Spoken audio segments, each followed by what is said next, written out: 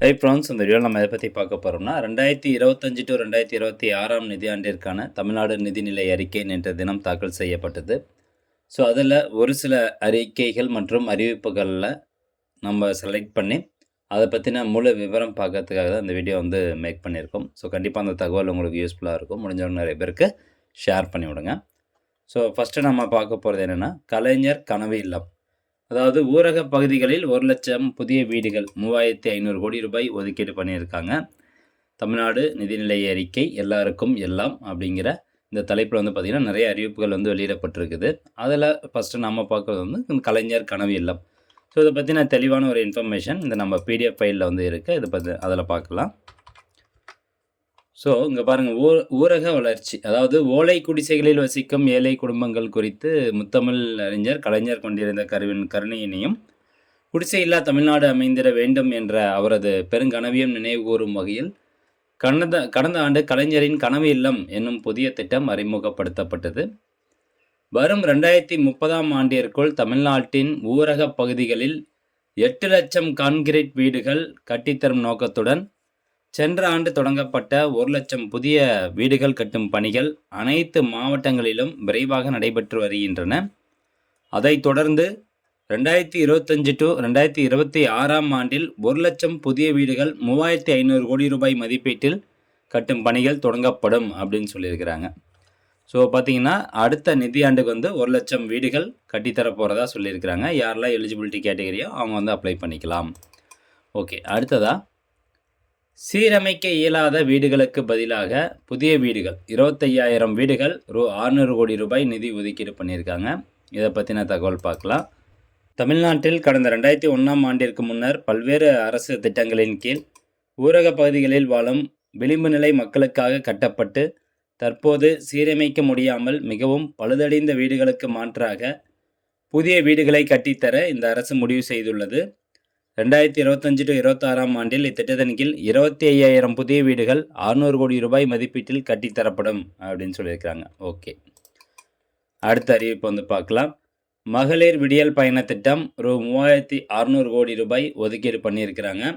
இதை பற்றின முழுமையான தகவல் பார்க்கலாம். ஸோ இங்கே பாருங்கள், விடியல் பயணம் என்ற மகத்தான திட்டமும் ஒன்று தமிழ்நாட்டு மகளிரிடையே பெரும் வரவேற்பை பெற்றுள்ள திட்டத்தின் மூலம் பேருந்து பயணம் செய்பவர்களில் பெண்களின் சதவீதம் 40லிருந்து 65% உயர்ந்துள்ளது.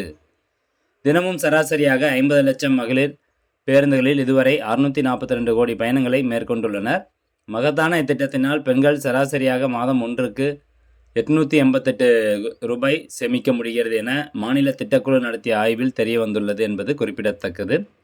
இத்திட்டத்திற்கான மானியத் தொகை 3,200 கோடி ரூபாயை 2025 டு 26ஆம் ஆண்டின் வரவு செலவு திட்ட மதிப்பீட்டில் அரசு ஒதுக்கியுள்ளது. அதுக்காகவும் ஒதுக்கியிருக்கிறாங்க. அடுத்ததாக பார்க்கலாம். இங்கே பாருங்கள், கலைஞர் மகளிர் உரிமை தொகை திட்டம் 13,807 கோடி ரூபாய் நிதி ஒதுக்கீடு பண்ணியிருக்காங்க. இதுவரை பலன் பெறாதோருக்கு உரிமை தொகை வழங்க நடவடிக்கை எடுக்கப்படும் அப்படிங்கிறது சொல்லப்பட்டிருக்குது. ஸோ அதை பற்றி தெளிவாக நம்ம பார்க்கலாம். இங்கே பாருங்கள், இதுவரை மகளிர் உரிமை தொகை பெற்றிடாத தகுதி வாய்ந்த இல்லத்தரசிகள் இத்திட்டத்தின் கீழ் விண்ணப்பித்திட உரிய வாய்ப்புகள் விரைவில் வழங்கப்படும். மகளிர் நலன் காக்கும் இத்திட்டத்திற்காக இந்த வரவு செலவு திட்டத்தில் 13,807 கோடி ரூபாய் நிதி ஒதுக்கீடு செய்யப்பட்டுள்ளது. ஸோ விரைவில் வழங்கப்படும் அப்படின்னு சொல்லியிருக்காங்க. சரி, அது எப்போ அப்படின்னு பார்க்கலாம். அதுக்கான இன்ஃபர்மேஷன் எப்போ வருது அப்படிங்கிறது பொறுத்திருந்து பார்ப்போம். அடுத்ததாக மகளிர் சுய உதவிக்குழுக்கள் மூலமாக 37,000 கோடி ரூபாய் வழங்கிட இலக்கு செய்திருக்காங்க. 10,000 சுய உதவிக்குழுக்கள் புதிதாக உருவாக்கப்படும் அப்படிங்கிறதும் சொல்லப்பட்டிருக்குது. அடுத்ததாக பார்க்கலாம். 10 புதிய அரசு தொழிற்பயிற்சி நிலையங்கள் 152 கோடி ரூபாய் செலவில் அமைக்கப்படும். அதுக்கு பார்த்திங்கன்னா மொத்தமாக இதில் 1,308 மாணவர்கள் பயன்பெறுவார்கள் அப்படிங்கிற ஒரு அறிவிப்பை வெளியிட்டிருக்கிறாங்க. சரி, இது எங்கெங்கே அப்படின்னு பார்க்கலாம். இந்த பிடிஎஃப் ஃபைலில் வந்து எல்லா டீட்டெயில்ஸுமே வந்து கொடுத்துருக்குறாங்க. இந்த பிடிஎஃப் ஃபைலுக்கு லிங்க் நான் டிஸ்கிரிப்ஷனில் கொடுத்துட்றேன். தேவைப்படுறவங்க டவுன்லோட் பண்ணி ஃபுல் டீட்டெயில்ஸ் வந்து பார்த்துக்கோங்க. ஓகே, அடுத்ததாக இங்கே பாருங்கள், 2,000 தற்சார்பு தொழிலாளர்களுக்கு இருசக்கர மின் வாகனம் வாங்க தலா 20,000 மானியம் வழங்கப்படும் அப்படின்னு சொல்லியிருக்கிறாங்க. இதை பற்றின முழுமையான தகவல் பார்க்கலாம். இங்கே பாருங்கள், வேகமாக வளர்ந்து வரும் இணையம் சார்ந்த பொருளாதார சூழலில் இணையம் சார்ந்த சேவை பணிகளில் ஈடுபடும் இளைஞர்களின் எண்ணிக்கை பெருமளவில் அதிகரித்து வரும் நிலையில் இத்தொழிலாளர்களின் நலனுக்காக தமிழ்நாடு இணையம் சார்ந்த தற்சார்பு தொழிலாளர்கள் நல வாரியம், அதாவது ஜிக் ஒர்க்கர்ஸ் வெல்ஃபேர் போர்டு உருவாக்கப்பட்டது. இந்நலவாரியத்தில் பதிவு செய்துள்ள தொழிலாளர்களின் வாழ்வாதாரத்தை மேம்படுத்தும் வகையில் 2000 இணையம் சார்ந்த சேவை பணி தொழிலாளர்களுக்கு புதிதாக இருசக்கர மின் வாகனம் ஸ்கூட்டர் வாங்கும் பொருட்டு தலா 20,000 மானியமாக வழங்கும் புதிய திட்டம் ஒன்று அறிமுகப்படுத்தப்படும். ஸோ அப்போ இணையம் சார்ந்த சேவைகள் அப்படிங்கும்போது உங்களுக்கு 2 வீலர் சர்வீஸ் ஜாப்ஸ்லாம் இருக்குது பார்த்தீங்களா, அதாவது இந்த மாதிரியான ஜாப்ஸு ஃபுட் டெலிவரி பண்ணுறது, கொரியர் டெலிவரி பண்ணுறது. ஸோ இந்த மாதிரியான ஜாப்புக்கு வந்து பார்த்திங்கன்னா 2000 இணையம் சார்ந்த சேவை பணி தொழிலாளர்களுக்கு ஒவ்வொருத்தருக்கும் 20,000 ரூபாய் மானியம் வழங்குறாங்க. எதுக்கு அப்படின்னு கேட்டிங்கன்னா ஸ்கூட்டர் வாங்கிறதுக்காக. ஓகே, அடுத்ததாக வங்கி கடன் உதவி வந்து கொடுக்குறாங்க. ரூ 10 லட்சம் குறு சிறு மற்றும் நடுத்தர தொழில் நிறுவனங்களுக்கு ரூ 2.5 லட்சம் கோடி ரூபாய் நிதி ஒதுக்கீடு பண்ணுறாங்க. மொத்தமாக 10 லட்சம் குறு சிறு மற்றும் நடுத்தர தொழில் நிறுவனங்களுக்காக. ஸோ இதில் நீங்கள் சின்னதாக தொழில் பண்ணிகிட்ருக்கீங்க அப்படின்னா உங்களுக்கு சுலபமாக வந்து கடன் தொகை கிடைக்கும். அடுத்தா பாருங்கள், கலைஞர் கைவினை திட்டம் 19,000 கைவினைஞர்களுக்கு மானிய நிதியாக ரூ 74 கோடி ரூபாய் ஒதுக்கீடு பண்ணியிருக்கிறாங்க. இதை பற்றின தகவல் பார்க்கலாம்.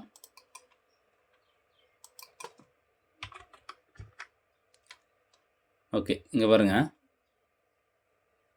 கலைஞர் கைவினை திட்டம் மரம் மற்றும் சிற்ப வேலைப்பாடுகள், நகை செய்தல், கண்ணாடி, மணி வேலைப்பாடுகள், இசைக்கருவிகள் தயாரித்தல் உள்ளிட்ட 25 வகையான தொழில்களில் கைவினைஞர்களுக்கு நிதி உதவி, திறன் பயிற்சி மற்றும் அவர்களின் வளர்ச்சிக்கு தேவையான அனைத்தையும் வழங்கிடும் நோக்கோடு நமது அரசால் தொடங்கப்பட்டுள்ள இந்த கலைஞர் கைவினை திட்டம் பெரும் வரவேற்பை பெற்றுள்ளது. இதுவரை 138 கோடி ரூபாய் கடன் உதவி மற்றும் 28 கோடி ரூபாய் மானியம் பெறத்தக்க 7,297 விண்ணப்பங்களுக்கு ஒப்புதல் வழங்கப்பட்டுள்ளது.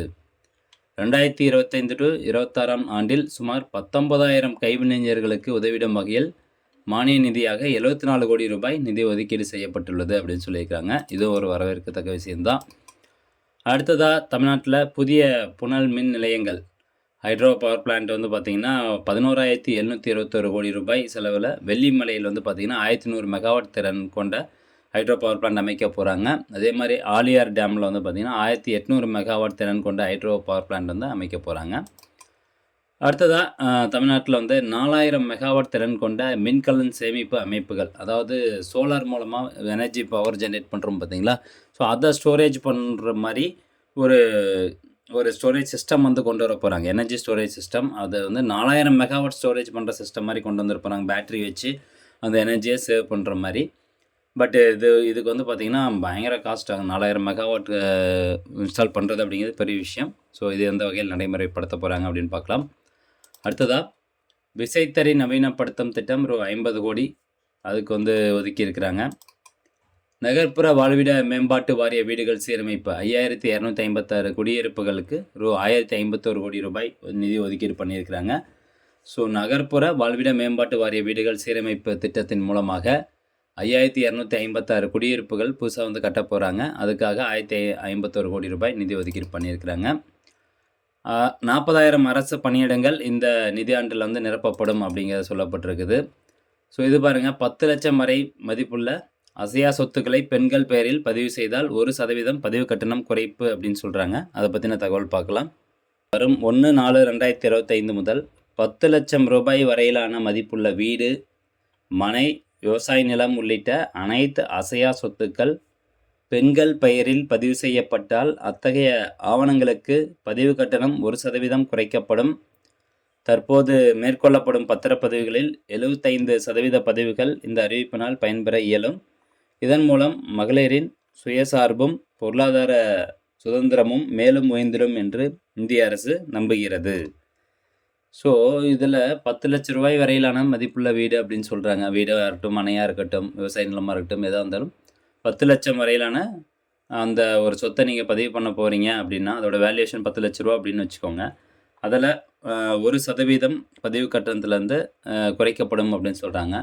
நார்மலாக நீங்கள் வந்து ஒரு பத்திரப்பதிவு பண்ணுறீங்க அப்படின்னா விற்பனை பத்திரமாக இருந்தால் அது சேல் டீடாக இருக்கும் பட்சத்தில் பதிவு கட்டணம் வந்து எவ்வளோ அப்படின்னு பார்த்தீங்கன்னா 2%. அப்போ 10,00,000 1% அப்படிங்கிறது ரூ. 10,000. அதாவது இப்போ 2% ரெஜிஸ்ட்ரேஷன் சார்ஜஸ் அப்படின்னா ரூ. 10,00,000 சொத்துக்கு நீங்கள் ரூ. 20,000 கொடுத்து பதிவு பண்ணணும். அதில் 1% கட் பண்ணுறாங்க. அப்போ ரூ. 10,000 வந்து குறைச்சிருவாங்க. ஸோ பதிவு கட்டணத்தில் உங்களுக்கு பார்த்தீங்கன்னா ரூ. 10,000 மிச்சமாகும் பெண்கள் பெயரில் நம்ம பத்திரப்பதிவு பண்ணும்போது. ஓகே, அடுத்ததாக பார்க்கலாம். மகளிர் தொழில் முனைவோர் 1,00,000 மகளிரை தொழில் முனைவோராக உயர்த்திடும் பெருந்திட்டம் வந்து அறிமுகப்படுத்த போகிறாங்க. கல்லூரி மாணவர்களுக்கு இலவச கணினி அடுத்த 2 ஆண்டுகளில் 2026 மற்றும் 2027 இந்த நிதியாண்டில் வந்து பார்த்திங்கன்னா 20,00,000 கல்லூரி மாணவர்களுக்கு அவரவர் விருப்பத்தின் அடிப்படையில் ஒவ்வொருவருக்கும் கைக்கணினி அல்லது மடிக்கணினி வந்து வழங்கப்படும். லேப்டாப் அப்படி இல்லைனா டேப்லெட் அது போன்ற கணினி வந்து வழங்க வராங்க. அடுத்ததாக பள்ளி கல்வித்துறை நான் முதல்வன் கல்லூரி கனவு திட்டத்தின் மூலமாக பார்த்தீங்கன்னா ரூ. 50 கோடி மதிப்பீட்டில் அகில இந்திய உயர்கல்வி நிறுவனங்களில் கல்வி உதவித்தொகையுடன் கூடிய படிப்பு வாய்ப்புகள் குறித்த விழிப்புணர்வு வந்து நடத்தப்படும் சொல்கிறாங்க. ஆசிரியர்களுக்கு நேரடி பணி நியமனம் 2025-26 ஆண்டில் 1721 முதுகலை ஆசிரியர்களும் 841 பட்டதாரி ஆசிரியர்களும் நேரடி நியமனம் மூலம் பணியமர்த்தப்படுவார்கள். இதற்கான தேர்வு அறிவிக்கையை ஆசிரியர் தேர்வு வாரியம் விரைவில் வெளியிடும் அப்படின்னு சொல்கிறாங்க. முக்கியமாக இந்த இதை கவனிங்க. பெற்றோர் இருவரையும் இழந்த 50,000 குழந்தைகளுக்கு 18 வயது வரை மாதந்தோறும் 2,000 நிதியுதவி வழங்கப்படும் அப்படின்னு சொல்லியிருக்காங்க. அடுத்ததாக அரசு அலுவலர்களாக இருந்தீங்கன்னா ஈட்டிய விடுப்பு 15 நாட்கள் வரை சரண் செய்து பலன் பெறும் நடைமுறை மீண்டும் செயலாக்கம் செய்யப்படும் அப்படின்னு சொல்கிறாங்க. லீவ் எடுத்திருப்பீங்க ஏதாவது காரணத்துக்காக, அதில் வந்து அதிகபட்சம் ஒரு வருஷத்துக்கு 15 நாள் வரைக்கும் சரண்டர் பண்ணிவிட்டு நீங்கள் வந்து பலன் பெறும் நடைமுறை மீண்டும் செயலாக்கம் அப்படிங்கிறது ஒரு மகிழ்ச்சியான ஒரு அறிவிப்பு. ஓகே, இதெல்லாம் வந்து நிதிநிலை அறிக்கையில் முக்கியமான ஒரு பணி. இதை தாண்டி வந்து நிறையா வந்து இருக்குது. ஸோ அந்த பிடிஎஃப் ஃபைலுக்கான டவுன்லோட் பண்ணுறதுக்கான லிங்க் நான் டிஸ்கிரிப்ஷனில் கொடுத்துட்றேன். தேவைப்படுறவங்க டவுன்லோட் பண்ணி பார்த்துக்கோங்க. மீண்டும் அடுத்த ஒரு நல்ல பதிவில் சந்திக்கலாம். நன்றி, வணக்கம்.